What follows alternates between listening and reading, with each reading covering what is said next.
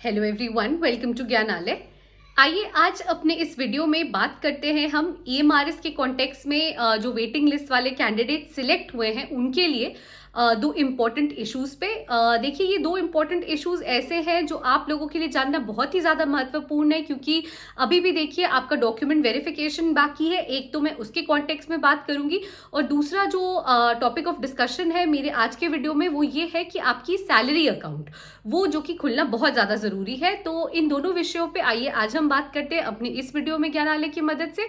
उम्मीद करूंगी आप सब मेरे साथ अंत तक बने रहेंगे। देखिए, एक तो इशू जैसा मैंने आपको बताया कि आपके डॉक्यूमेंट वेरिफिकेशंस अभी नहीं हुए हैं, और मैंने अपने पिछले वीडियो में बताया था, अगर आप लोगों ने देखा है तो आप लोगों ने ज़रूर उसमें मैंने बताया था, आपको पता होगा, याद होगा कि भाई ये जो पहले डॉक्यूमेंट वेरिफिकेशन की प्रक्रिया है, आपको पहले अपने जो रिस्पेक्टिव स्टेट सोसाइटीज़ हैं आपको वहाँ अप्रोच करना है, ना कि अपने कंसर्न जो ईएमआरएस जो आपको अलॉट किया गया है जो भी स्कूल, आपको वहाँ पहले नहीं जाना है। आपको पहले कंसर्न सोसाइटी यानी जो ईएमआरएस की सोसाइटी है उस स्टेट की, आपको वहां पहले रिपोर्ट करना है।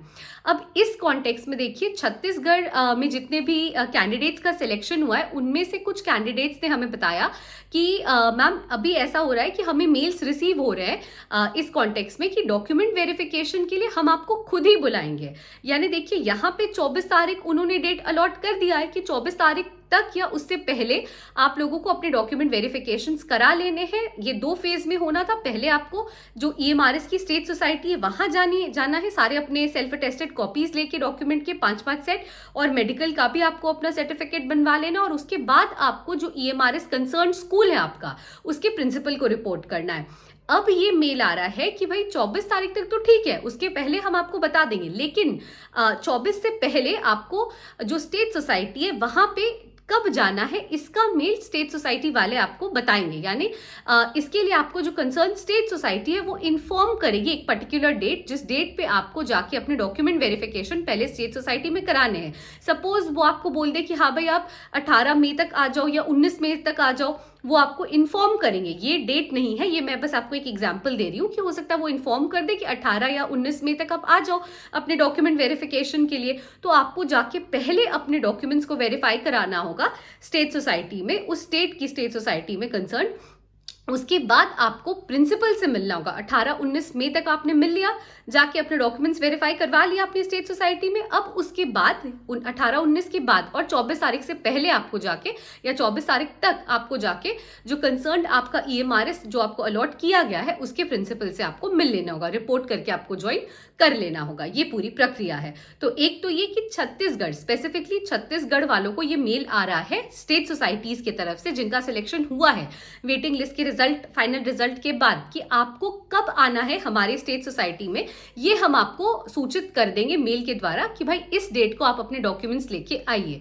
तो एक तो ये इन्फॉर्मेशन है, हो सकता है आप अपने मेल्स पे बने रहे, हो सकता है कि अभी ये जो कंसर्न स्टेट सोसाइटी है छत्तीसगढ़ की, उन्होंने ये ट्रेंड शुरू किया है। हो सकता है और भी जो दूसरे स्टेट्स के मतलब जो कैंडिडेट्स हैं उन्हें भी ऐसे मेल्स आए। हालांकि अभी तक हमें किसी और कैंडिडेट ने इसके बारे में सूचित नहीं किया है। हमें सिर्फ इसके बारे में जो रिस्पेक्टिव जो ईएमआरएस स्टेट सोसाइटी है छत्तीसगढ़ की, वहां के जो कैंडिडेट्स का सिलेक्शन हुआ है कुछ लोगों का, उनके द्वारा हमें ये इन्फॉर्मेशन प्राप्त हुई है, पहली चीज। दूसरी चीज देखिए कि जो 2024 में जब चयन प्रक्रिया चल रही थी नेस्ट द्वारा, तो उन्होंने ये सूचित कर लिया था कि भाई, उन्होंने ये सूचित किया था सबको, जो सर्क्यूलर निकला था उसके द्वारा, कि भाई आपका जो अकाउंट है वो एचडीएफसी बैंक में होना चाहिए। यानी आपकी सैलरी अकाउंट जो है वो एचडीएफसी बैंक में होनी चाहिए। तो ये भी एक इम्पॉर्टेंट देखिए आप कह सकते हो सोर्स ऑफ इंफॉर्मेशन है, या एक इम्पॉर्टेंट इशू है कि भाई आपके पास एक एचडीएफसी बैंक में आपका अकाउंट होना चाहिए। अब वो आपके ऊपर है कि वो आप कहाँ खुलवाना प्रेफर करोगे, उस जगह पे जहाँ से आप जिसको आप बिलोंग कर रहे हो, या उस प्लेस पे जहां पे आप रीलोकेट करके जा रहे हो ईएमआरएस में ज्वाइन करने के लिए, that is up to you. But then of course जहां पे आप रहते हो, जो आपका लोकल एड्रेस है, या जो आपका आप कह सकते हो परमानेंट एड्रेस है जहां पे आप रहते हो, वहां पे ही खुलवाना आपके लिए ज्यादा बेनिफिशियल होगा। But that's up to you completely, जहां पे आप खुलवाना चाहो। बट आपके पास एक एचडीएफसी का अकाउंट होना चाहिए, क्योंकि नेस्ट का ऑलरेडी टाई अप है एचडीएफसी के साथ, और उसी में वो जो की है सैलरी क्रेडिट करते हैं।